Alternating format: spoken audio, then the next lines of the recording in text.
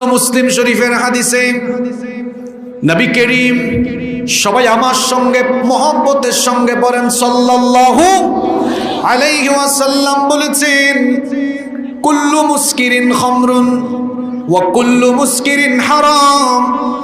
নবীজি বলেছেন নেশা জাতীয় প্রত্যেকটি বস্তু হলো মাদক, আর যাবতীয় মাদক হলো হারাম।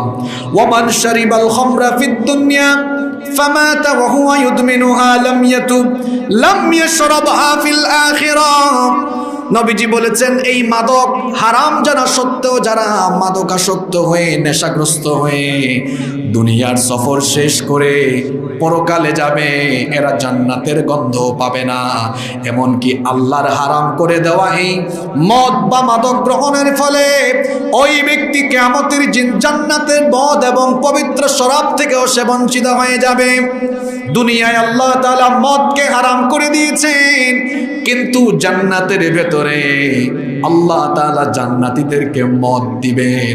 এখন আপনারা বলতে পারেন, হুজুর মদ তো অপবিত্র এবং নাপাক একটা জিনিস, এটা কেন আল্লাহ জান্নাতে দিবেন? জান্নাতের মদ আর দুনিয়ার মদের মধ্যে পার্থক্য হলো, দুনিয়ার এই মদ হলো পচা, নাপাক, অপবিত্র এবং হারাম। এই মদ গ্রহণ করলে পরে মেধা বিলুপ্ত হয়ে যায়, সেন্স বিলুপ্ত হয়ে যায় এবং এটার ফলে শারীরিক ক্ষতিও হয়। কিন্তু জান্নাতে আল্লাহ তাআলা আপনাকে যেটা দিবেন ওটা পচা নয়, ওটা গ্রহণ করলে পরে আপনি নেশাগ্রস্ত হবেন না। তাহলে সেটা কেমন হবে? আল্লাহ তাআলা কোরআনে কারীমে বলেছেন, লা ফিহা গাউলু ওয়ালা হুম ইউনজাকুন। আল্লাহ তাআলা বলেছেন সেটা গ্রহণ করলে তোমাদের বোধ শক্তি বিলুপ্ত হবে না, এমনকি ফিজিক্যালি তোমরা ক্ষতিগ্রস্ত হবে না, বরং সেটা গ্রহণের ফলে তোমাদের শারীরিক শক্তি আরো বেশি বৃদ্ধি পাবে, শারীরিক সক্ষমতা তোমাদের বেড়ে যাবে। যে ব্যক্তি দুনিয়ায় আল্লাহর হারাম করে দেওয়া মাদক গ্রহণ করবে, আখিরাতে পরকালে জান্নাতে সেটার থেকে সে বঞ্চিত হবে। মদ এবং মাদক, জুয়া, এগুলো হলো শয়তানের কারসাজি। আমাদের সবচেয়ে বড় দুশমন হলো শয়তান। শয়তান আমাদেরকে জাহান্নামের পথে ধাবিত করার জন্য সে যে মূল মন্ত্রগুলো, সে যে কারসাজিগুলো আমাদের জন্য ব্যবহার করে, তার মধ্যে মদ এবং জুয়া হলো অন্যতম।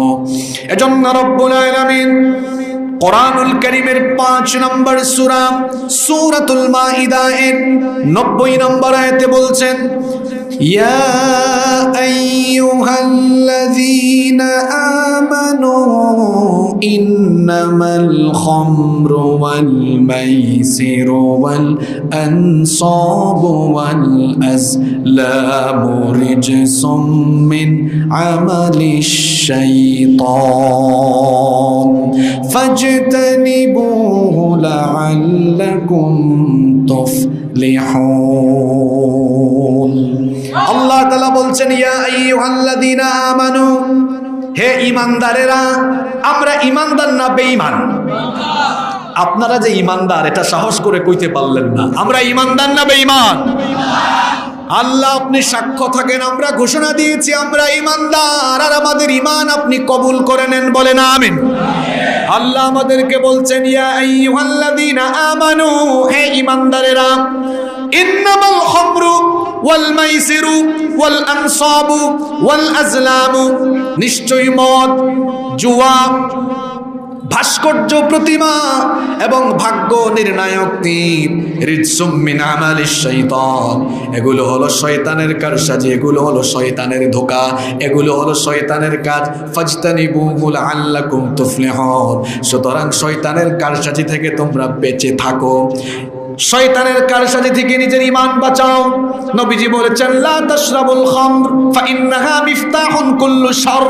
আল্লাহর হাবিব বলেছেন, মাদক গ্রহণ করো না, কারণ এটা হলো সকল অশ্লীলতা, সকল বেহায়াপনা, সকল মন্দের চাবিকাঠি।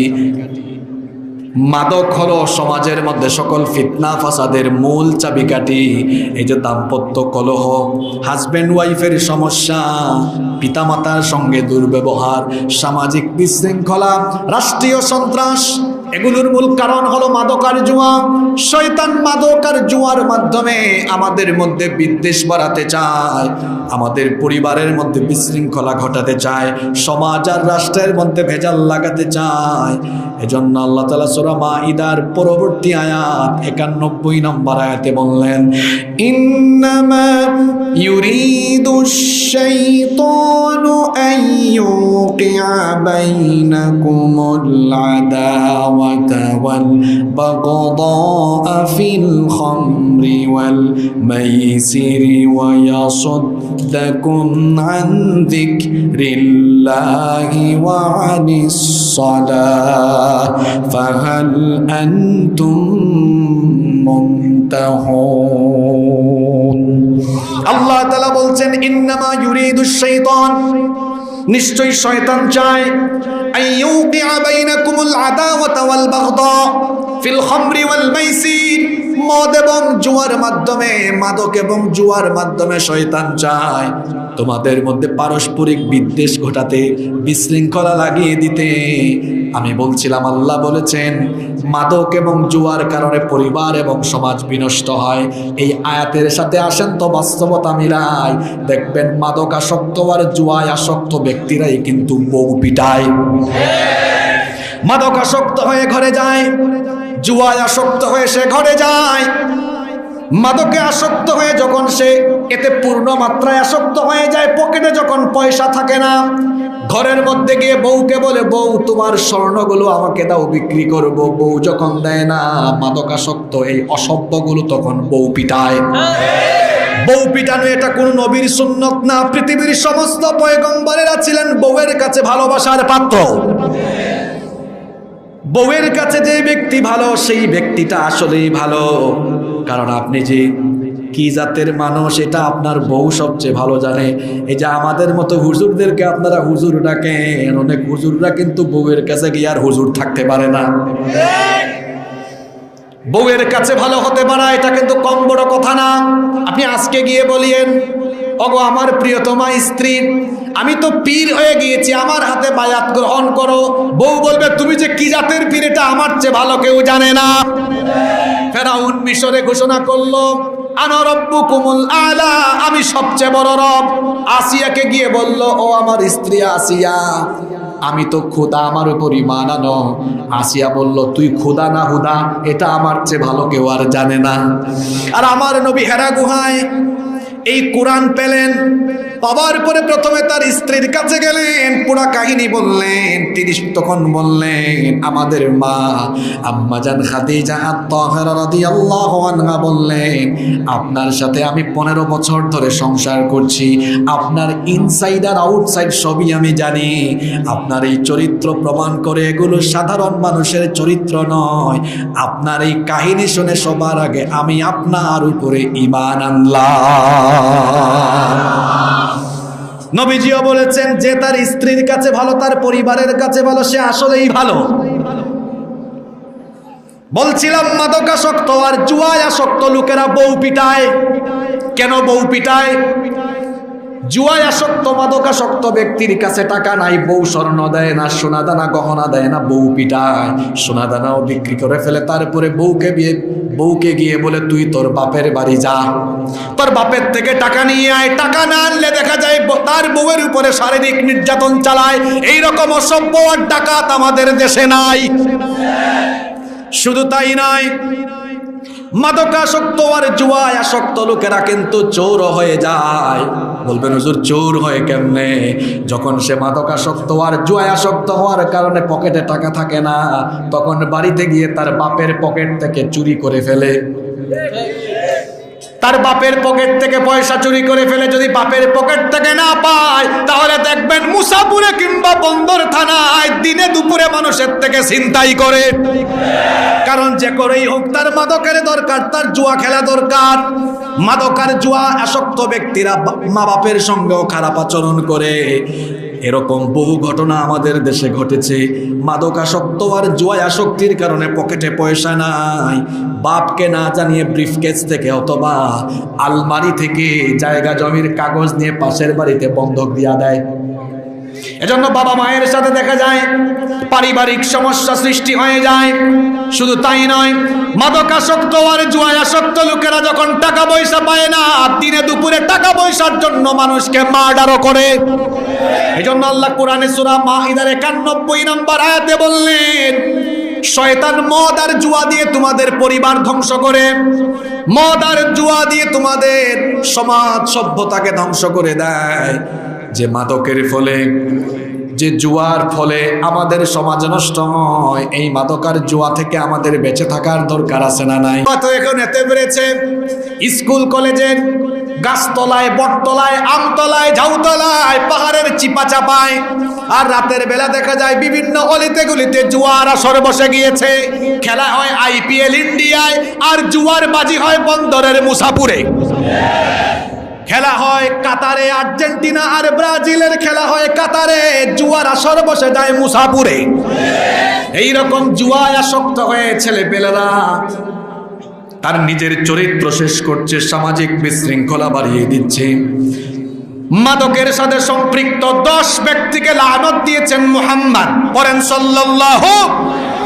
ভালো করে হাদিসটা শুনেন। মাদকের সাথে সম্পৃক্ত 10 ব্যক্তিকে নবীজি লানত দিয়েছেন। 1 নাম্বার হলো আশিরাহা, যে ব্যক্তি মাদক গ্রহণ করে, মাদক সেবন করে, তার উপরে লানত। 2 নাম্বার হলো মুতাসিরাহা, যাদের মাদকের ফ্যাক্টরি আছে, মাদকের প্রোডাকশন যারা করে, তাদের উপরেও লানত দিয়েছেন মুহাম্মদ সাল্লাল্লাহু। 3 নাম্বার হলো ওয়াশারিবাহা, নবীজি বলেছেন, এখানে এই শারিবাহার ব্যাখ্যায় বেশিরভাগ মুহাদ্দিসগণ অর্থ করেছেন মাদকের উপদেষ্টা। আমার দেশে দেখবেন ভালো কাজে উপদেষ্টা আছে, খারাপ কাজে উপদেষ্টা আছে না নাই? মাদকের উপদেষ্টাদেরকে এত সহজে চেনা যায় না, কারণ তারা সমাজের মানুষের চোখে ধুলাবালু দেয়। কেমনে দেয়? দেখবেন মাঝে মাঝে মাদক বিরোধী সমাবেশে এই ধরনের চেয়ার দখল করে জনগণের সামনে মাদকের বিরুদ্ধে বক্তব্য দেয়, আবার রাতের আধারে মাদকের চালান যারা করে তাদের কাছ থেকে ভাগ নেয়। এইরকম আল্লাহর ওলি আমাদের দেশে নাই। 4 নম্বর হলো ওয়াহামিলাহা, যারা মাদক বহন করে, মাদক ক্যারি করে। মনে করেন বেনাপুলের বর্ডার দিয়ে মাদকের চালান আসলো, কিংবা ওইদিকে টেকনাফ থেকে মাদকের চালান আসলো। টেকনাফ থেকে এক ড্রাইভার তার গাড়িতে করে সেই মাদকের চালান নারায়ণগঞ্জে নিয়ে আসলো। নবীজি বললেন, যে ব্যক্তি ক্যারি করে নিয়ে আসে তার উপরে ও লানত। 5 নাম্বার হলো ওয়াল মাহমুলাতু ইলাইহি, যে অঞ্চলের দিকে এটা নিয়ে যাওয়া হয় তাদের উপরে ও লানত। 6 নম্বর হলো ওয়াসাকিয়াহা, যারা মাদক সার্ভ করে। আমাদের বাংলাদেশে অনেক প্রবাসী আছে, ইউরোপে আমেরিকায় থাকে, ওই অসভ্য দেশগুলোতে বিভিন্ন রেস্টুরেন্টে। আমার বাড়ি তো সিলেটে, আমার অনেক আত্মীয় স্বজন ইউরোপ আমেরিকা লন্ডনে বসবাস করে। তো তাদের কাছ থেকেই শুনেছি, প্রবাসী অনেক ভাই বোনেরা আছে, গিয়ে চাকরি পায় না। অনেক ছেলে মেয়েরা আছে, প্রথমে যখন চাকরি পায় না বিভিন্ন রেস্টুরেন্টে অথবা নাইট ক্লাবে চাকরি নেয়। যদি রেস্টুরেন্ট বা নাইট ক্লাব বা বারটা এমন হয় যেখানে গেস্টদেরকে মদ সার্ভ করতে হয়, নবীজি বলেছেন মদ যে সার্ভ করে তার উপরেও লানত। 7 নম্বর হলো ওয়াবাইআহা, যারা মদ বিক্রি করে। 8 নম্বর হলো ওয়াআকিল সামানিহা, এই মাদকের জন্য যারা সামান বা ঘুষ গ্রহণ করে। মাঝে মাঝে প্রশাসনিক সেক্টরেও এমন লোক পাওয়া যায় যারা মাদকের চালান দেখে তলে তলে ঘুষ গ্রহণ করে। যারা তলে তলে ঘুষ গ্রহণ করে তাদেরকেও লানত দিয়েছেন মুহাম্মদ সাল্লাল্লাহু। আমার দেশে মাদক নিয়ন্ত্রণ অধিদপ্তর আছে। নিয়ন্ত্রণ এই শব্দটা কি আমি বুঝলাম না। তাহলে কি নিয়ন্ত্রিত মাত্রায় খাবেন? এটার নাম হওয়া উচিত মাদক নির্মূল অধিদপ্তর। আমরা আমাদের এই দেশে মাদকের কোনো আখড়া দেখতে চাই না। নাম্বার 9 নম্বর হলো ওয়াল মুশতারি লাহা। 10 নম্বর হলো ওয়াল মুশতারাতু লাহু, অর্থাৎ মাদকের ক্রেতা আর বিক্রেতা। এই যে 10 ব্যক্তির কথা বললাম, মাদকের সাথে সম্পৃক্ত এই 10 ব্যক্তির উপরে লানত দিয়েছেন মুহাম্মদ সাল্লাল্লাহু। নারায়ণগঞ্জের ভাইয়েরা বলেন তো, আমরা নবীজির লানত চাই না নবীজির সুপারিশ চাই? আমরা নবীজির লানত চাই না নবীজির শাফায়াত চাই? যদি আমরা নবীজির শাফায়াত চাই, এখানে আমার সামনে অনেক তরুণ ছাত্র যুবককে দেখতে পাচ্ছি। ও আমার ভাইয়েরা, কলেজের ক্যাম্পাসে, বিশ্ববিদ্যালয়ের ক্যাম্পাসে, আবাসিক এলাকার অলিতে গলিতে মাদকাসক্ত হয়ে যাও না, জুয়ায় আসক্ত হয়ে যাও না, নইলে নবীজির সুপারিশ পাওয়া যাবে না। নবীজির সুপারিশ লাভের জন্য আর জান্নাতের সুঘ্রাণ লাভের জন্য এই মাদকার জুয়া থেকে আমাদের বেঁচে থাকার দরকার আছে না নাই? আল্লাহ সবাইকে বেঁচে থাকার তৌফিক দেন। এক নম্বর কারণ বললাম, মাদক আর জুয়ার কবলে পড়ে অনেক যুবকরা আজ চারিত্রিকভাবে অধপতিত হচ্ছে। নাম্বার 2, কষ্ট হচ্ছে আপনাদের? 2 নম্বর, কাফির, বেঈমান, মুশরিক, বিজাতীয়দের সংস্কৃতি অনুসরণ আর অনুকরণের ফলেও আমার যুব সমাজ নষ্ট হয়ে যাচ্ছে। আজকে 20 তারিখ, 20 জানুয়ারি, বেঈমানদেরকে যে অনুসরণ করেছে আমার সমাজের যুবক তরুণ, তার সবচেয়ে বড় প্রমাণ হলো 20 দিন আগে 31st নাইটে 99% যুবক তরুণরা ইতিহাস না জেনে ইহুদি খ্রিস্টানদের অনুসরণ করে 31st নাইটে আতশবাজি আর ফটকাবাজি করেছে। যুবক তরুণদেরকে বলছি, 31st নাইটে যে ফটকাবাজি করলা, আতশবাজি ফুটালা, এটার হিস্ট্রি কি জানো? এটার ব্যাকগ্রাউন্ড কি জানো? এটার হিস্ট্রিও জানে না, মানুষকে মেসেজ পাঠায় হ্যাপি নিউ ইয়ার, নতুন বছর এসেছে। কমিটিও তো জানে না। এখানে লিখেছে 2024 ইং। পৃথিবীতে ইংরেজি ক্যালেন্ডার বলতে কোনো ক্যালেন্ডারই নাই। পৃথিবীতে ইংরেজি ক্যালেন্ডার বলতে কোনো ক্যালেন্ডার, এটা হলো খ্রিস্টীয় ক্যালেন্ডার। কি ক্যালেন্ডার? আমরা বাংলায় একটা ক্যালেন্ডার ব্যবহার করি, এটাকে কি বলে? বঙ্গাব্দ। আমরা আরেকটা ক্যালেন্ডার অনুসরণ করে রমজানের রোজা রাখি, 2 ঈদ করি, সমস্ত ইবাদত বন্দেগী ওই ক্যালেন্ডার অনুসরণ করে করি। সেই ক্যালেন্ডার হলো আরবি বা হিজরি ক্যালেন্ডার। আর এই যে 19-20 জানুয়ারি 2024 শেষে ইং দিয়েছেন, এটা ইংরেজি ক্যালেন্ডার নয়, এটাকে বলে খ্রিস্টাব্দ। এই খ্রিস্টাব্দ শব্দটাকে ভাঙেন, খ্রিস্ট যুগ অব্দ সমান হলো খ্রিস্টাব্দ। খ্রিস্ট তারা কাকে বলে? আমরা ঈসা আলাইহিস সালামকে আল্লাহর পয়গাম্বর মনে করি এবং তাকে আমরা ডাকি ঈসা ইবনে মারইয়াম বলে। আর খ্রিস্টানরা তাকে বলে খ্রিস্ট, যিশু খ্রিস্ট। এটার নাম খ্রিস্টাব্দ কেন? কারণ তারা সাল গণনা আরম্ভ করেছে, যিশু খ্রিস্ট জন্মের বছরকে গণনা ধরে। এর প্রমাণ কি? এর প্রমাণ হলো খ্রিস্টান বা যেই দেশ থেকে এই ক্যালেন্ডার আবিষ্কার হয়েছে, ওদের ভাষা তো বাংলা নয়, ওরা ইংরেজিতে কথা বলে। ওরা যখন ইংরেজিতে ডেট লিখে 2024 2024 শেষে কি লিখে? A D. এ কি ডেইলি স্টার বা অন্যান্য পত্রিকা পড়েন না আপনারা? 2024 2024 কি লিখে? A D. এটা short form. What's the meaning of AD? AD মানে কি? এডি মানে হলো আন্নো ডমিনি। এটা ল্যাটিন পরিভাষা। খ্রিস্টানরা এর অর্থ করেছে the year of our Lord, আমাদের প্রভু জন্মের বছর। নাউজুবিল্লাহ কি বাসায় গিয়ে বলবেন? যেই সালে যিশু খ্রিস্ট জন্মগ্রহণ করেছেন, খ্রিস্টানরা বলে এটা হলো আমাদের প্রভু জন্মের বছর। সেটাকে তারা সাল গণনার এক ধরে অব্দ আজ পর্যন্ত হয়েছে।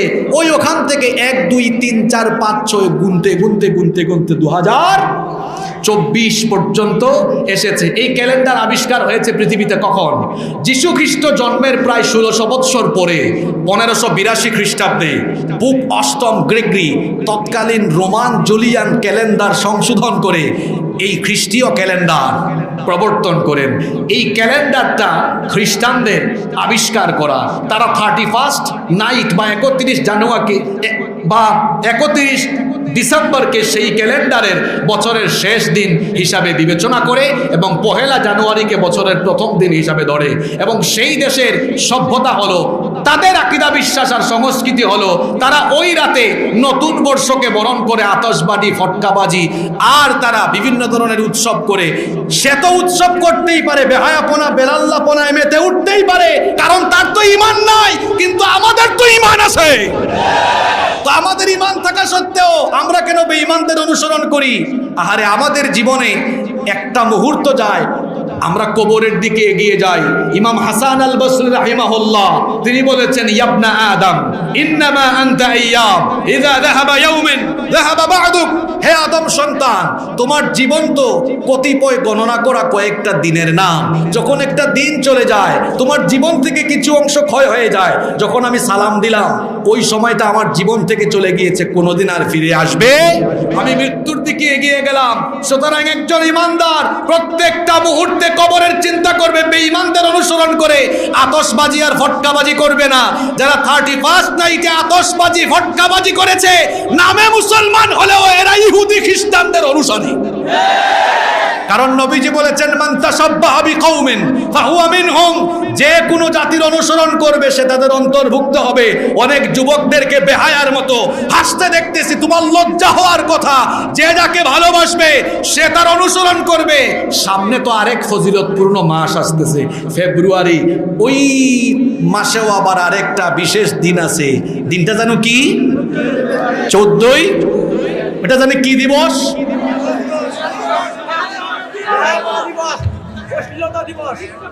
ভালোবাসা দিবস।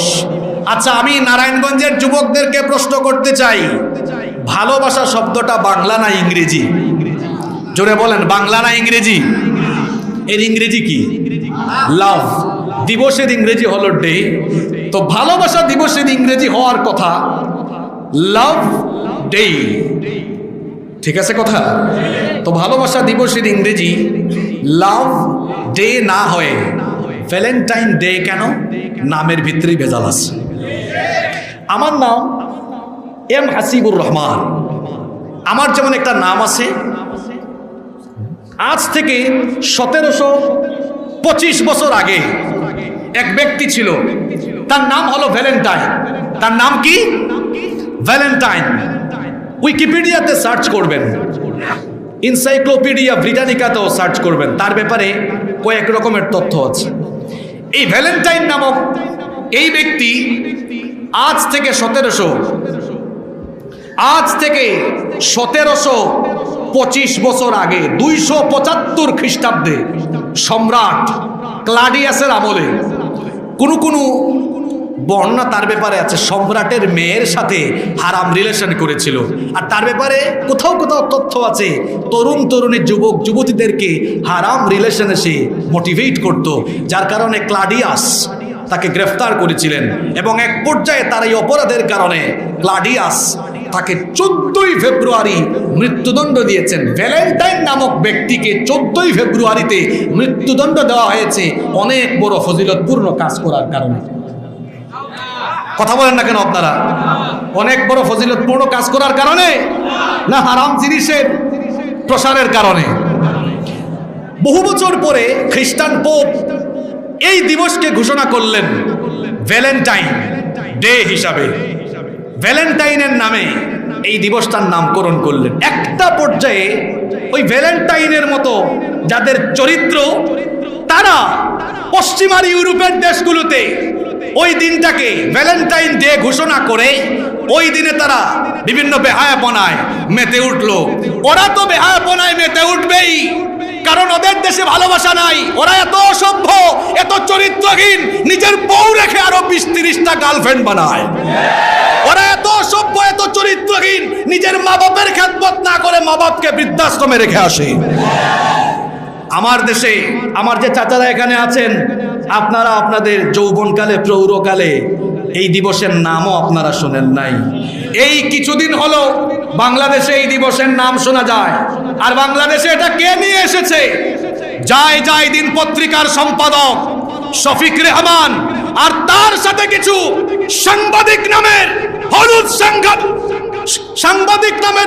সাংবাদিক, এই সকল সাংঘাতিকেরা এবং তাদের সাথে কিছু সাম্রাজ্যবাদী ব্যবসায়ী আর কিছু লুচ্চা বদমাশরা আমার যুব সমাজের চরিত্র নষ্টের জন্য এই বেহায়া দিবসের আমদানি ঘটিয়েছে।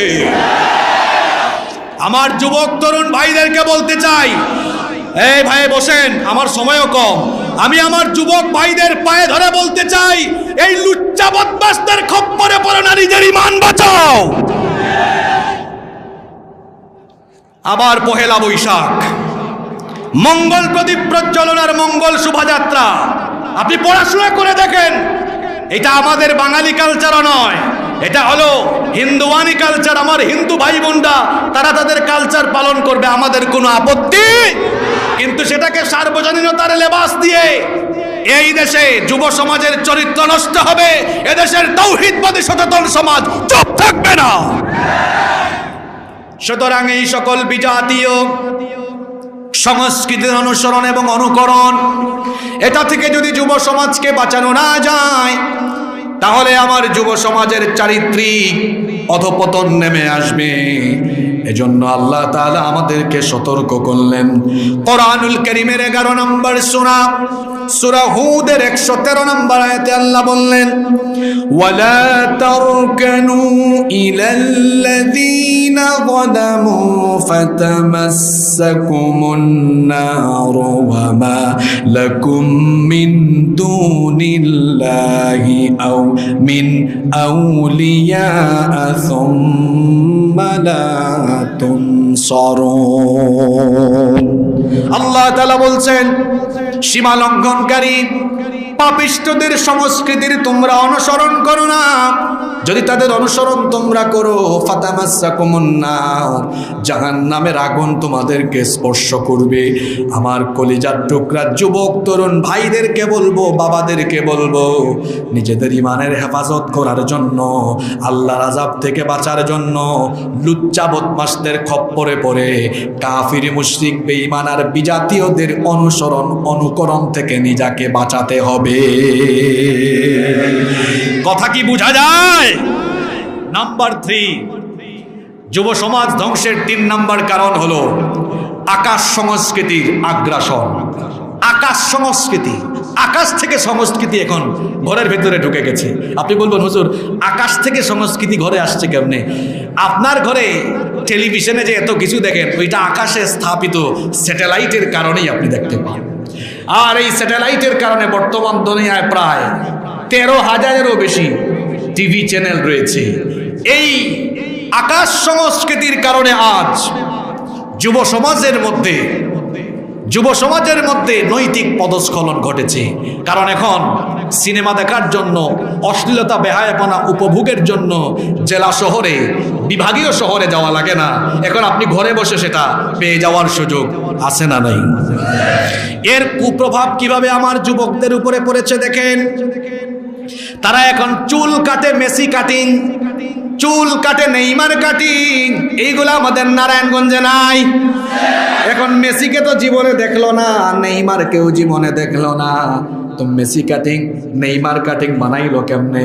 কারণ আকাশে স্থাপিত স্যাটেলাইটের কারণে বাংলাদেশে তার ঘরে বসে ভিন দেশের খেলা সে দেখে, এবং মেসির চেহারা দেখে, মেসির চুলের কাটিং দেখে, নেইমারের চুলের কাটিং দেখে, নেইমার স্টাইলে চুল, মেসি স্টাইলে চুল, আরো কত নায়ক গায়কের অনুসরণ করে চুল কাটে। আমার দেশের যুবকদের চুলের কাটিং দেখলে আমি অবাক হয়ে যাই।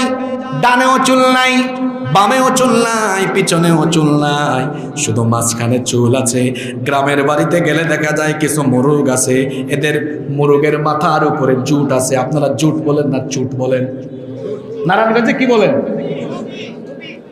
জুটি। তা আমি ওইটার নাম দিয়েছি, ওই কাটিং এর নাম মুরগা জুট, মুরগা চুট কাটিং।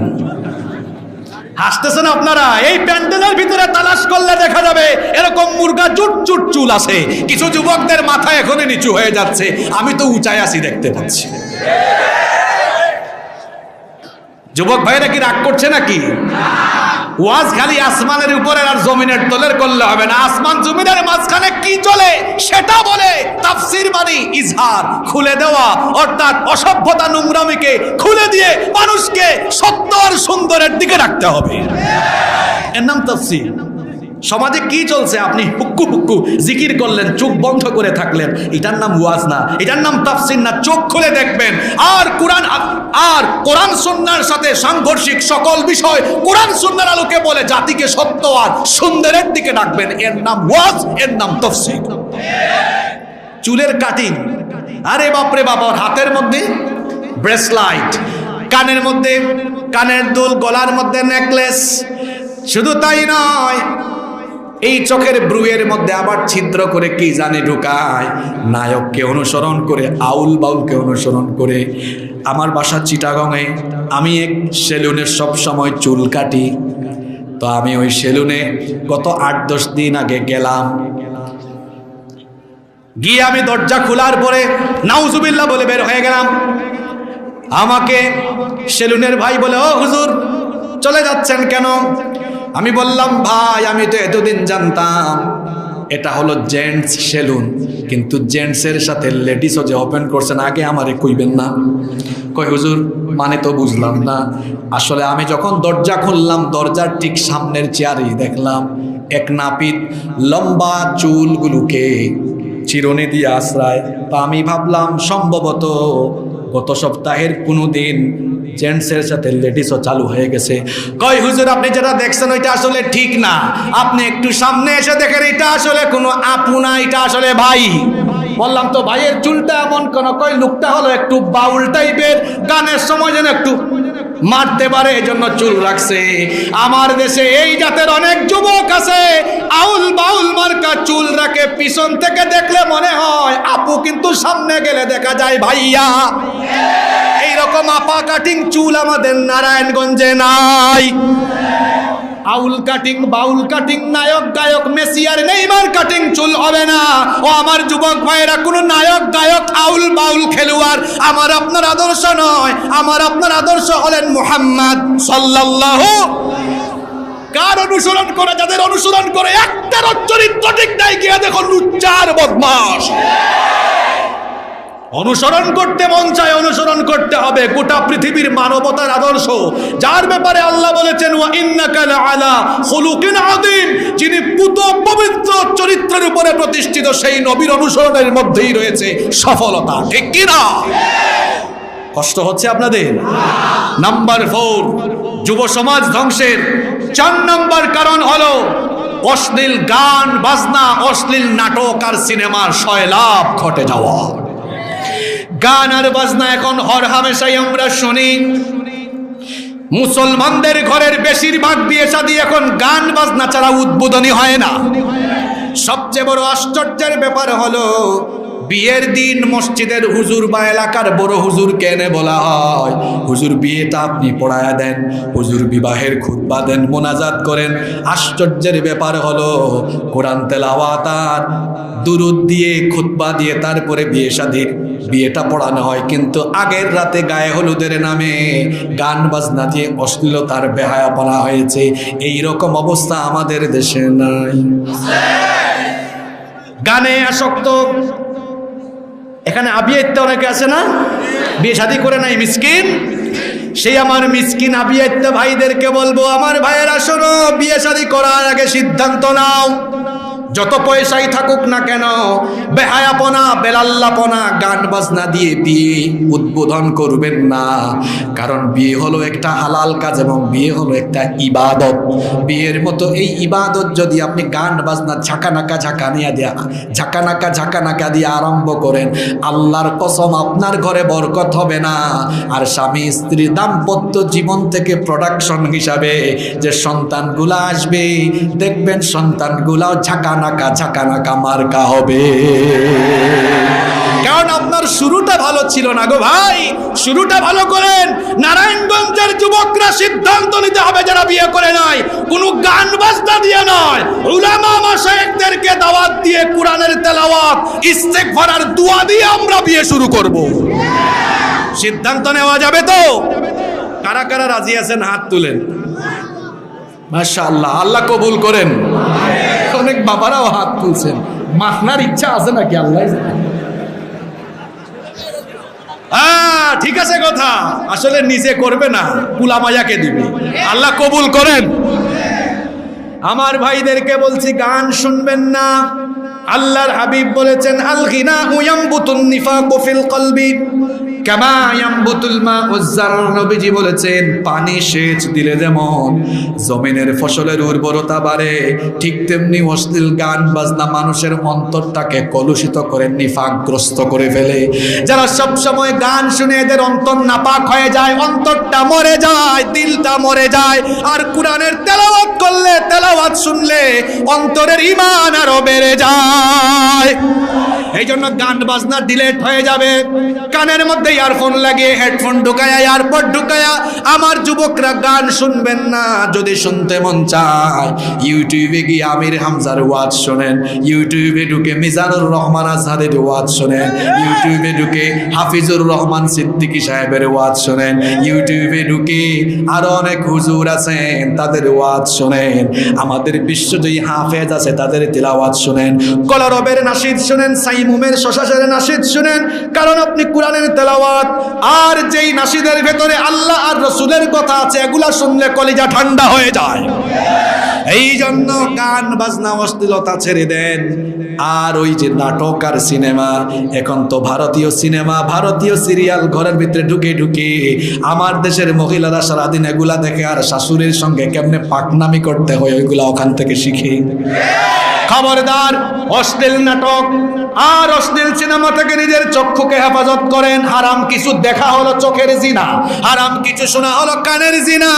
ও আমার যুবক ভাইরা, তরুণ ভাইরা, বাড়ি থেকে যে মা বোনরা শুনছেন সবাইকে বলছি, চক্ষু আর কানকে হেফাজত করেন, দেখবেন আপনি একেবারে গুনাহমুক্ত হয়ে যাবেন। ইমাম কুরতুবী রাহিমাহুল্লাহ বলেছেন অশ্লীলতার দরজা হলো চক্ষু। অশ্লীলতার দরজা কি? কারণ অশ্লীলতার চক্ষু দরজা কেন?